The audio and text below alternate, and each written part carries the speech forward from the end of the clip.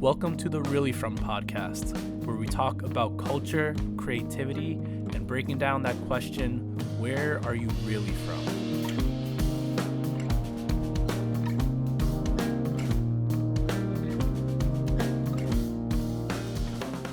Hi, everybody. Welcome to another episode of the Really From podcast. Right now, I'm with my boy, Sai Udapali. He is a producer, musician, composer, polyglot, amateur computer maker, Facts.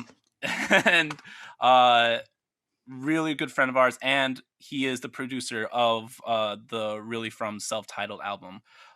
So, Sai, thank you so much for coming on the pod today. Well, thank you for having me. It's a pleasure to be here having a conversation with one of my favorite people in the world about one of my favorite topics in the world, building computers. This is just like a tech podcast. We could fit into that whole niche. Just I want to give you an opportunity to do an introduction of yourself and any projects that you're affiliated with or anything else you want to introduce involve that I didn't introduce. Yeah, for sure. I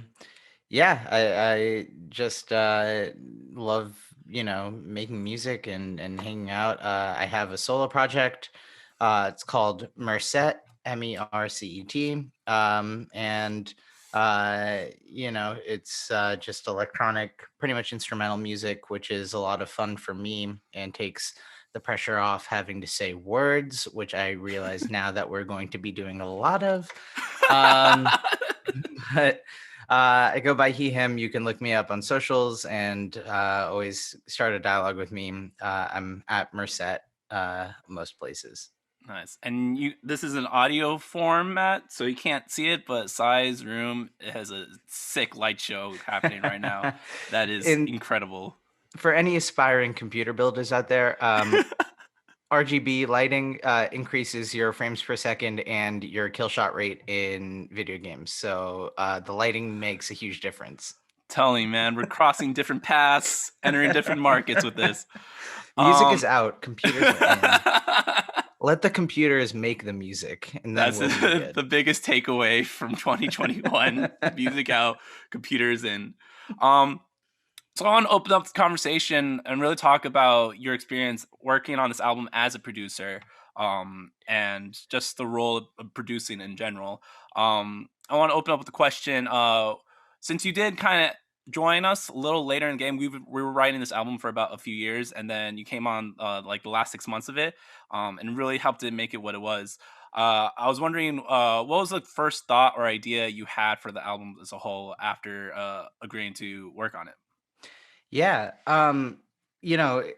Just a funny, interesting kind of timeline, but I was in Really From for a couple of years and I ended up leaving the band in 2018, late spring, early summer. And at that point, we'd put out the second Really From record, Verse, which I played bass on. And it'd been a year, more than a year at that point. Yeah. And so we had some time where we were, in addition to playing shows and touring and stuff like that, some of the ideas that you can hear on Self-Titled were kind of brewing around that time as well. So that was a very kind of complete the circle moment for me. So when I, was first tagged to kind of come on board and give some input on these tunes, the first rehearsal that I got to sit in on, I was like, oh, I know that idea. Oh yeah, I recognize. Like these were kind of coming back to me, which was a really cool thing. It was a good musical deja vu. I think for me that was a very important thing because it helped me kind of connect the dots a little bit more from Verse to the Self-Titled, and I think that it kind of gave me an outline as to, obviously you guys did so much work over the, 2+ years in between then and the time that I was sitting with you. So it was like really cool to see these things blossom.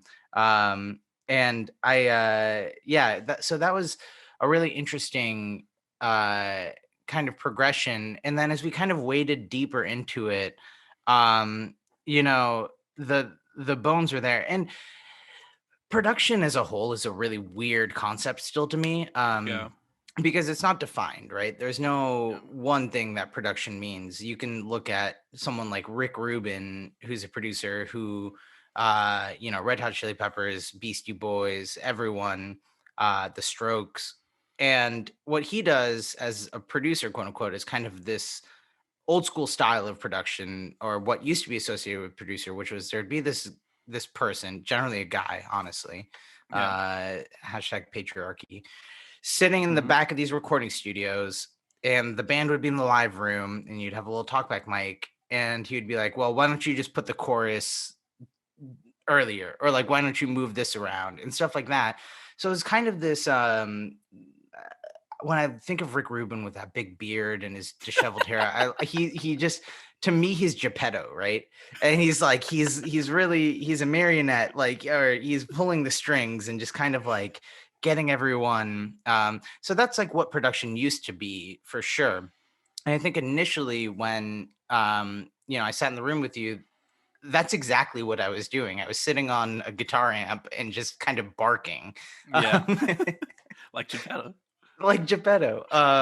Yeah, and that was weird because that's a role that I've never done externally. Internally in bands, there's always dialogues, and when we were, making verse and stuff like that, that was always a free forming conversation, and that's what a lot of bands do internally. So to come in externally was cool, and it was really nice to see it really, like, how it was initially, and each moment through those rehearsals, how it kept opening up. Yeah. I think that, yeah, that's really interesting. I was thinking about that, like the Rick Rubin type of producer versus the like a Pharrell type of producer Right. who's Yeah. just like kind of like masters everything and like basically just writes the song and but like has an artist and working as artists in terms of Yeah. the role of the artist in like pop music is different than like in indie rock too, Yeah. where it means different things. Um, Exactly. Yeah, because like, I mean, a producer now, you said Pharrell, which is a perfect example, right? A yeah, producer now is in the pop realm. I think of somebody like Oakfelder, who's worked with like Demi Lovato and stuff, and so he sits down, and a producer now sits down at a computer and makes songs and like really yeah, writes songs and then ships them out to someone else. And so when you think about production now, that like Dylan Brady, who's 100 Gex or whatever that group is, that he's a yeah, producer now. But then you go to Nashville, and like Taylor Swift has producers who are still those people sitting in a room talking about things. So it's transitioning, I think. And likewise, I think my role kind of transitioned throughout the making of this album between those two as well, which was a really cool thing to experience. Yeah. yeah. I think that's a good segue to a next question I had for you is what do you felt like was your role as a producer? Like you're saying, there's these different types, or it may be more important than roles. Like, what was your priority? Like, what was the main goal that you wanted to accomplish as a producer for yourself on this album? Yeah. I think it changed over the course of the few months that we were working on it. Initially, the first goal was to kind of edit. I think is the big thing. Um, 2 years, 2.5 years is an extraordinarily long time to be working on tunes, in my opinion. And it's Mm, awesome because you really get into the weeds of things. But I think that you can kind of lose the bigger picture. And I think that that's the most important thing for me. And something that I try to encapsulate is to always have more ears on my stuff, so I don't feel like I'm in the black hole or the vortex. yeah, And I think that that was like really great, to just have those initial conversations, and for me to say, why don't we try it this way, and then the four of you to take it and run with an idea, and then it's not my idea anymore, it's your idea, but there's just yeah, that kind of like inception style stuff. So that was the first priority, was just, here are 7, 8 songs, like here are the bones. Some of these are more finished than others. There are certainly songs that we just didn't even have to touch, which was awesome. yeah, And then there was certainly, I think 1 or 2 songs that it was kind of a deconstruction process as well, which was really cool. And it all like pointed in the same direction. So that was the first thing. And coming out of those rehearsals, before we went to the studio for the first time, it felt like an album then. And that was Yeah. really a huge priority for me, which was, I don't want this to feel like a collection of songs. I want there to be a thread that you can connect from 1 to 8, 1 to 9 on.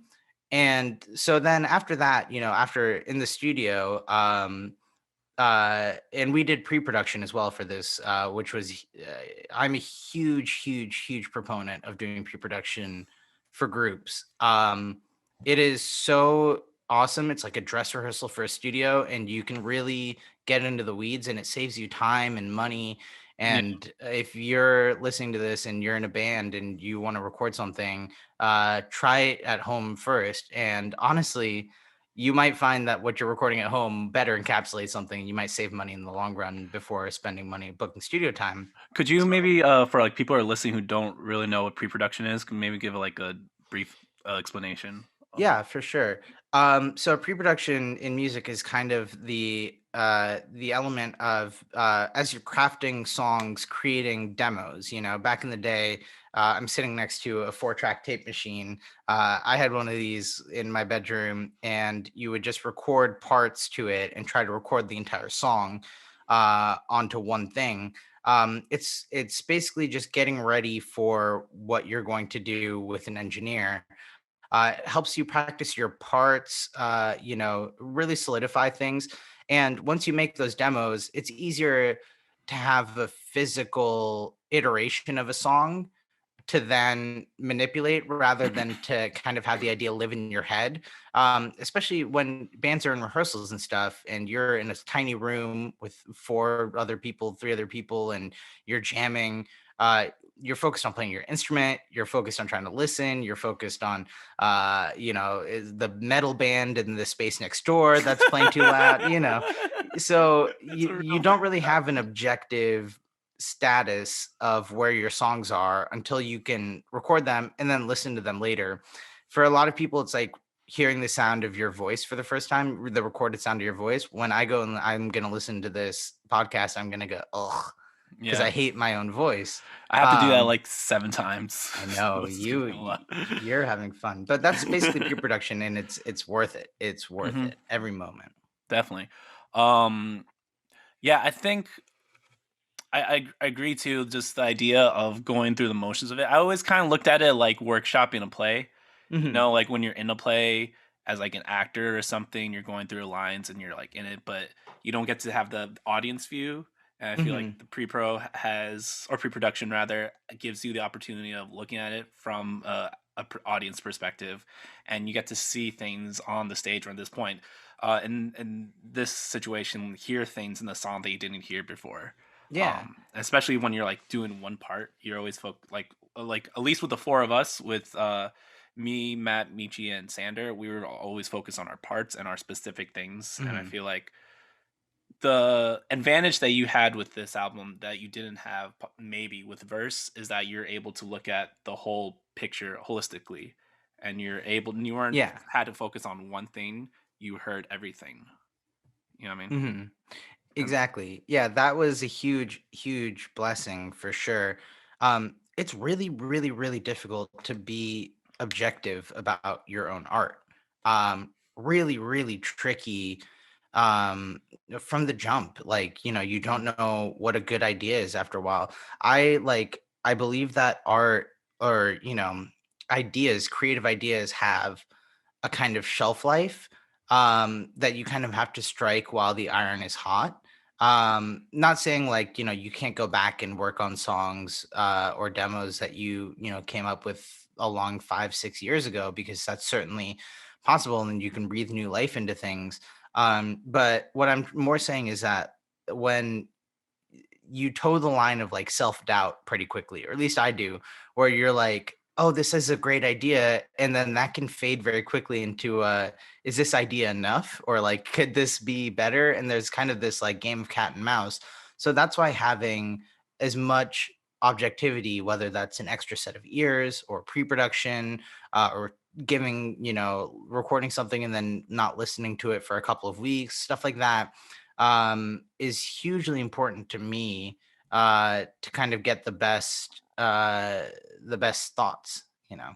Yeah, I think too, especially how this album was made was very, very democratically, where everyone's kind of coming with parts, and like there wasn't like one person, one voice. Like I wasn't writing everything, or Michi or Sanders, Mhm. Matt, it was or you rather. It was just like very everyone, and it was got to the point of like almost like heated debates or discussions of what we wanted to do with the song. And I feel like that realm of self doubt in which one finds themselves, uh, it's easy to. I found it was easy to tackle that with you there, or with collaborators that you trust Mhm. and then you respect. And it's not just so much you had the person that was like a yes man Yeah. kind of thing, or it was like, oh, this is good, and then like have an emotional investment. I feel like there was so much emotional investment, Mhm. with everyone, with this album that really, I think it definitely benefited from. Definitely. I saw that, even initially walking into the rehearsals, people, were the four of you were amped about this thing. Like Yeah. there was something there, and I think that democratic, kind of vision showed. The real role of a producer, honestly, is a scapegoat. So if there's a track that you don't like on this album, it's my fault. So that's what the band is gonna say. They're gonna go, "Oh well, Cy made that change." Oh, that sounds bad. It's, there's definitely none of that. It's definitely a scapegoat of not scapegoat, definitely the reason is Mhm. you. As Yes, Payne who says it. stink. Talk about a um band that needed a producer. Jeez. Fair. I also want to ask, since we're like talking on the whole scale, I was wondering, interested on more like getting into the weeds of things. Was Mhm. there any specific song or any specific instance, or part that was most challenging for you, and on the flip side, was most fun for you? Yeah. In terms of like individual, well, so I kind of started talking about the beginning of production, the later part of production, which was me sitting in this room that I'm in right now by myself, coming up with the synth sounds and the bass parts in which I play on the album, and just kind of trying to shape the tone. Um, that was very tricky because I was learning in real time about synthesis and production, like music production, throughout the process. So it was like a crash course on that. In terms of like individual songs, I had a lot of fun working on everything. Honestly, it was just a lot of fun. Um, you know, Sitting down. I think like most fun for me was Yellow Fever was a joy to work on, because the initial idea when Michi brought it to the band, I know, was very, very different than how that Mm. song ended up turning out. And it was like really fun to just play with ideas and hear what you, and Michi and Matt and Sander kind of like got, joy from. And it was like that was like almost a rapid round of idea making and like song making, because Yeah, that song came together very quickly, if I by the end of remember. it, yeah. Like So we had it it came very quickly as like a full band, but like the full like the early writing stage to where it was a path. It was definitely a Yeah. journey getting there. Um, Yeah. I want to clarify for people who are listening: is this the first album that you produce, and to the extent that you did? Yes, for sure. This was definitely a huge challenge. There's lots of moments of doubt, and that was the most difficult thing, for sure. Was like, oh my god, I really don't want to let four of the humans that I care about the most on this earth down Mm. by not like grinding the hardest or like making this happen. And that was really cool. In terms of like struggles and like, in addition to that, I think the hardest part for me, and there's not one specific song that really encapsulates this, but like a few moments, which are like, with a band that has essentially four, really six, if you think about it, main voices in it. There's no, Right. you know what I mean? Yeah. Because you Yeah. and Michi both sing, and then Matt's trumpet, your instruments, and Sander, and everything is very lyrical. Um, the most difficult part was just kind of saying, again, with the Geppetto thing, but like what takes precedent here and what comes down here, and what, like kind of shaping.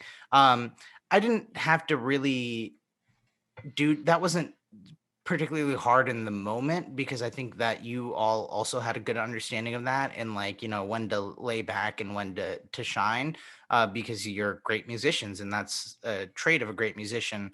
But there are certain times, listening to this, I did the rough mixes for the album to share with you guys where I was like, before we did the final mixes of just like, oh, what's the main focus here? And that Mhm. gets really tricky. But yeah, there's moments in and out of the album that are like that kind of do that, and I think they got smoothed out really well. Yeah. Uh, I remember when you sent us your mix of In the Spaces. I was driving to Jersey with my partner Tiffany, and I was driving, but I was listening and I was like having her dictate my notes, and I was like, we were talking about like the timbre of the thing, and she was reading me your text, and she was like the timbre of the bass, and she just and I was like, oh, sorry. But I remember I was like, I had ideas, I was sharing notes, and she was like, I don't understand any of these words that I'm writing Yeah, right now because you're so like a different world. I did want to yeah. ask a little like off the outline, but you said you worked with a lot of synth sounds, and there Mhm. is a pretty electronic album. I feel like there's moments of this which sounds like the best part of like 80s synth pop. Yeah. That was not intentional on my end, but it was definitely. I'm happy that that sound came out. I was wondering, if you had any influences or anything that you're listening to that was like kind of your north star in terms of creating the synth sounds. Yeah. Um, that's a great question. As you as a listener might not know, but Chris knows very well, I don't listen to music very much. Yeah. I don't really like it's yeah, I don't know. That's not like that comes across as almost conceited, I understand, but it's not so much that, but it's I don't like being pulled too much in one direction or another, Mhm. especially on a project like that where you have to kind of stay objective because they're not your songs to make a bunch of personalized stylistic decisions on. The 80s stuff was comes from a couple of places, which is um one just some of the best synths ever were made around that time, right? You They were had figuring it out. they I were like they were really getting into analog synthesis at that time, and then stopped because they were like, well, in the 80s is when people stopped using analog synthesis and digital synthesis became really prevalent, and everyone was like, oh, analog is so annoying because it takes 5 minutes for the synth to warm up and blah blah blah, and they're like, we have microchips now. So like there was a really cool moment where you had both, and digital synths were so expensive and analog synths were so cheap, and now obviously it's the other way around. But the Jupiter 8, the Prophet 5, Dave Smith Instruments, the CX7, or sorry, the DX7. All those sounds are like really evocative, right? They invoke a lot of emotion. Even I was born in '91 after the '80s, obviously, so I kind of got the real tail end of that. But the '90s obviously having a lot of synths and so on, but you kind of recognize it. It's almost a trope, right? Mhm. Um, and it feels nostalgic. But now with synthwave making such a huge comeback, Yeah. everyone really wants that kind of sound back. And so a thought of mine, really, at the time that I was working on those synth sounds was like, is there a way to kind of marry the two ideas where I can make this incredibly diverse, versatile, kind of genre agnostic album, invoke a feeling of something that you've already heard, or invoke the feeling of something that feels so familiar to you, so you feel warm and like encapsulated and, entrenched in it. So that was kind of the emotional choice was, oh yeah, so like fire up a Jupiter 8 and get those sounds going. um and so that was like the emotional choice. The stylistic choice also with verse, having Michi's keyboard sound, was it the Korg, whatever that thing was, that little tiny vocoder keyboard, it Right. has like a really like sharp kind of like Wurlitzer or like electronic key sound, which is really cool. And I think that suited that album really well. But I think that for this album, it was like, okay, like let's take that and kind of blow it out of the water and just have like a bunch of sounds and just make it crazy like big and like almost stadium-ish. I think the song I'm From Here sometimes gets almost to that level, which is cool. And then the bass sounds um are along the same lines, but synth bass is really cool. And I think that um electronic or electric bass rather is going to be an obsolete instrument sooner rather than later. Damn, it's It's going to real. go by the way Heard it of here first. yeah, I just think that there's so much possibility and so much shaping. But I'm the kind of person that always wants to make the emotional choice rather than the pragmatic choice sometimes, or like the obvious choice. Mm. So I think that comes across because there's some weird sounds, man. There's some weird stuff Yeah. happening. Kind of segue into the emotionality of it all. This album is a lot about identity and culture and trying to understand that. Um, and I know we again we've been in band before. You helped out with verse, and the themes of that are sort of similar, but also sort of different than this album. Hmm. Um, I was wondering for you, as someone who is like a brown creative, who inhabits predominantly white spaces. I was wondering, did you feel connected at all with any of the thematic elements of the album? And if so, did you feel like that influence your choices in whether it's with the synth sounds or it's the production overall on how you helped shape the record? Yeah, definitely. Quite honestly, I probably would not have signed up for a project that I could not relate to in that sense. It just so happened that I could relate to the themes of this album even more personally, and I knew that coming in, knowing you as a writer, Yeah, that was going to be the case. So it wasn't, a hard decision, but it definitely drove a lot of my choices. I also engineered all the vocals on this as well. So there's a lot of vocal production choices that were made with the idea of the lyrics, should also clarify, we recorded it in your closet. It Recorded was it in my closet, Bufu. Hashtag what did I say? Grind Central Station is Grind the name of my Central studio. State. Bands can send me demos at grindcentralstation at gmail.com. We have a wonderful vocal booth. It's lined with towels. They're clean, but they're towels. Um, that's a motto of the studio. They're clean, but they're towels. You gotta make a website and just have that underneath. They're clean, but they're towels. Grind Central Station. Um, but yeah, I can't believe y'all spent time in my closet. That's crazy. But the vocal production choices, the most immediate one that comes to mind, like just right off the top of my head, is the kind of bridge of Quirk. There's like so much vocal stuff going on there. Michi's getting panned left and right in those lyrics, and that kind of like staccato delivery of yours, and then it ends up in that scream, and I had you track those vocals an octave higher. So like that drives, if that isn't driving your sonic palette and the profile of your album, it's not going to be as powerful of a punch as you can have it. So again, like just the emotional choice, like listening to those lyrics when you're recording them.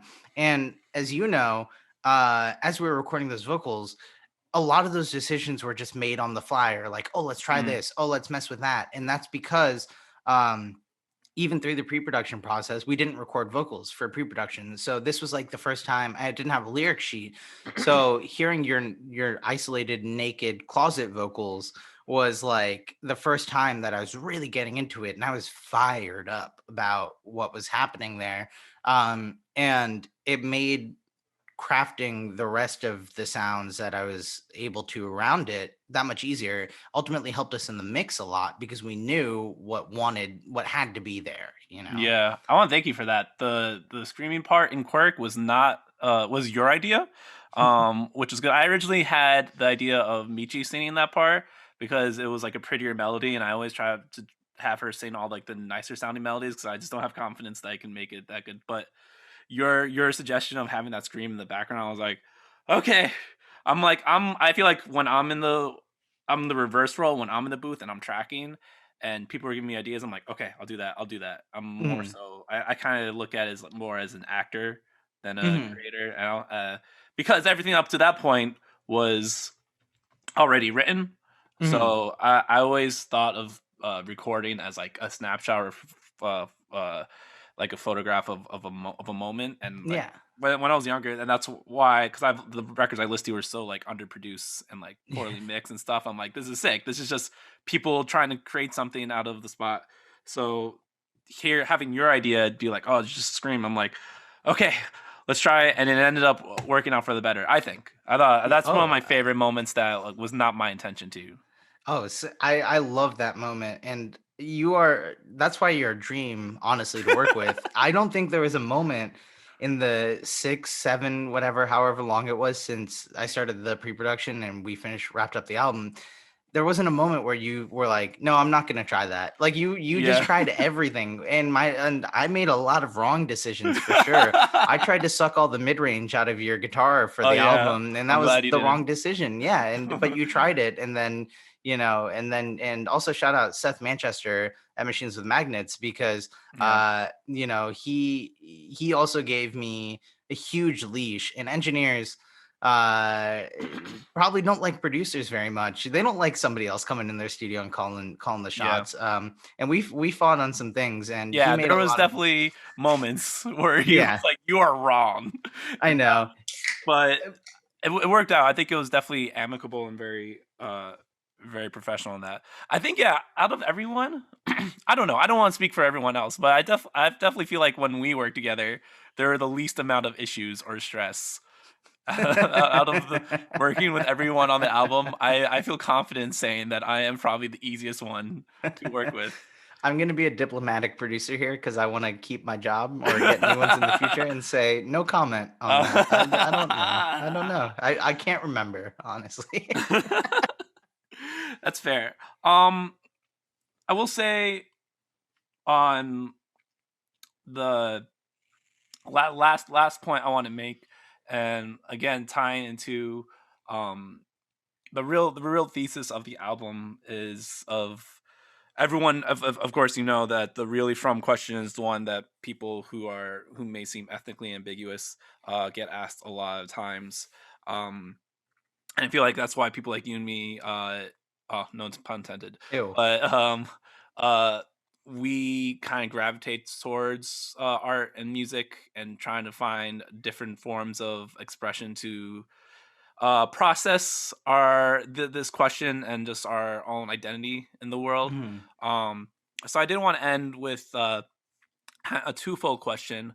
One, if you ever felt that too, or if you agree with that sentiment at all, and two, Mhm. if you ever got asked that question, where you really from? What's the wildest moment where you got asked that? Ooh, I like that one. Yeah. For your first question, I totally agree with that. Um, I've had this thought, really since we started working on the album, which coincidentally for me personally was kind of a return to music after a little bit of a hiatus. But I started really seeing art and art forms as voices, and I think that that really helped in the pre-production process as well. Each guitar string or each guitar line is a voice, and I think that as on a day to day, as people of color, we're constantly trying to find a voice for ourselves. So we of course, like you said, gravitate towards things that give us more voice and give us more opportunity to use a voice, whether that's playing guitar or painting and using brush strokes or whatever that is.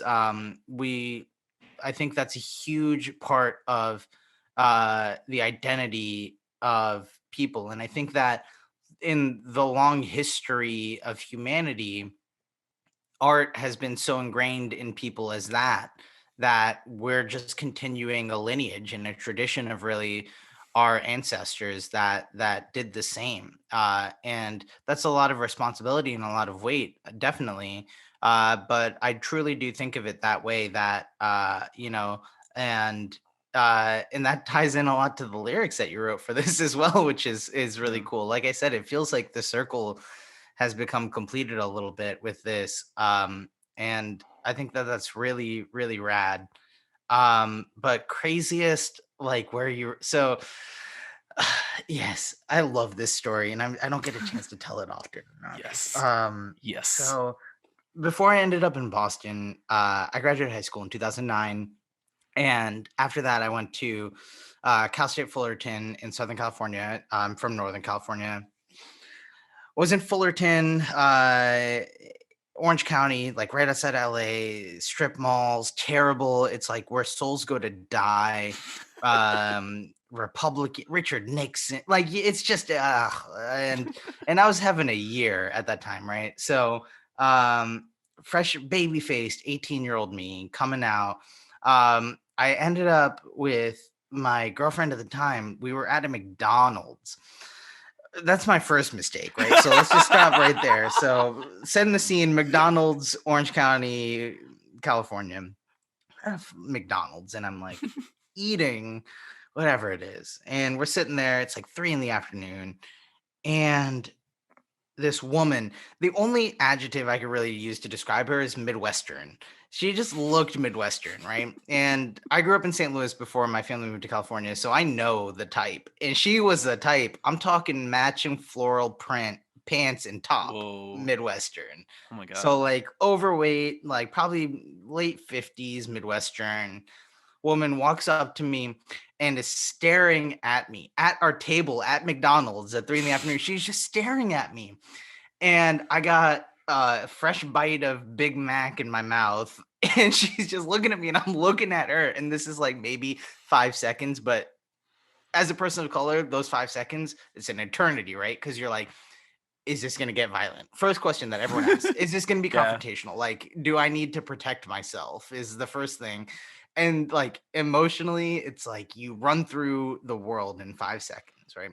Yeah. And those 5 seconds pass, and I'm chewing, and she says this line to me. She just goes, "Are you a Bollywood dancer?" And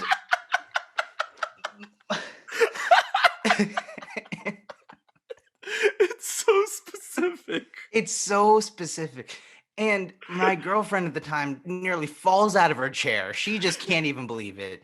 And she's white as the moon. So she's just like, what is happening? And this woman, bless her heart, she really, I know this is 2009, right? Maybe 2010, early 2010. I know she had just seen Dev Patel in Slumdog Millionaire. She saw the J-Ho, like A.R. Rahman dance scene at the end. And she was like, here's a handsome young Indian boy. He's got to be in on this. He's got to Wow. know Dev Patel. He's Wow. got to know these people. Like, he's my in. So she meant it. I know that she meant it sweetly, but I literally just could not handle that exact moment. I don't even remember what I said. I probably just said no. I don't think I've should ever have heard that said story. yes. You should have said yes. I You should should have have ran said- with it. I should have really started. I should have taught her something, younger or something. Wow. Yeah, and that's a comical one, and I like that one because it just shows how shitty everything is, really. Yeah. It's not a good story. It's not a redeeming story, There's- but it's just a really shitty way to like. It's definitely I don't know. nihilistic in nature. Just like I just I don't know. I must have like blacked out or something. I really can't remember anything after that. Yeah, definitely. I never got on Bollywood star. I've gotten Indian before. Like I get both Dominican. Indians. I You get Dominican, yeah, because you all dress the real time. nice too. You know what's I funny? got- I'm sorry, go on. No, go. Please. No, this reminding me think of like you should have said yes to the Bollywood star. This isn't like sort of related. My friend, he kind of looks like Andy Samberg, Yeah. and we were at a party at Simmons, and he was my friend from high school, so he was visiting, and so he was talking to this girl, and this girl was like, "Oh, are you related to Andy?" I don't know if she brought it up or he lied about it, but somehow a lie was formed where he's like, "Oh yeah, I'm Mm, related to Andy Samberg," and like ran with that the whole yeah. night because he was like, "I'm in a city I'm not gonna be in for a long time. I'm just gonna be chaotic." And Yeah. then by the end of the night, he was like, "Oh, I was just kidding. I'm not related to Andy Samberg," and she looked like her whole world was shattered, and she was it was the biggest betrayal, anime betrayal. Oh my God, that's so funny. And Oh she my was like, God, do you know what that reminds me of? And you were here for this. That party that I threw. So I used to live in Alston, in Boston, and I had a show house where we'd play shows in the basement. Chris's old band, Eichel Giants, played my basement a million times. yeah, The first weekend that we moved into this house, there was 6 of us. It was a nightmare, but we threw a party, this gigantic party, and you were there 100%. You were there probably. I think with I was. Samuel, and anyway, we were hanging out, and there was a line because this was like the first weekend that college is back, and we had a back porch, and there's a line out the back porch, and this is my house. I'm wearing a Marc Jacobs gray blazer, dressed up mad nice, skinny jeans, the Jordans on. And that night I had a Amazing. bottle of Jameson, a fifth of Jameson. As I was just walking around and I was drinking whiskey and just being a social butterfly and just a real asshole because that's who I was when I was 20. Um, and as I'm walking up to my house, and I looked fresh. Like I'm telling you, I looked fly as hell. I looked so nice, and this white girl waiting in line definitely went to be you. She's just the type. And she said, "Are you Aziz Ansari?" And I turned around and I go, Yo! "Yeah." I go, "Yeah," like Aziz. I'm like, "Yeah." And then I fucking dipped. I was like, "This is my house. Get the fuck out of here." Like, what are you talking about? Am I Aziz You Ansari? should have just responded with his voice, like, "No." No. Dude, Wow, yeah, dude. Yeah, I'm that's Aziz amazing. Ansari. Whatever you need me to Whatever be. you need me to be. God. Oh man. Bollywood dancer, Aziz Ansari.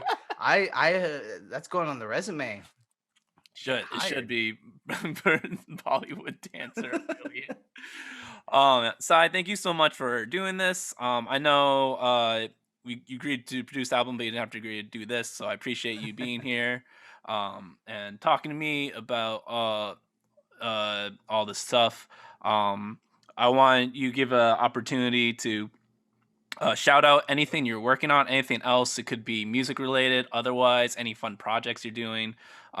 Please share it with the world. This will be out in March, so whatever you got going on in March, keep that in mind. Yeah, for sure. March time. So again, my project Mercet, MERCET, MERCET 2 underscores on Instagram. I just realized.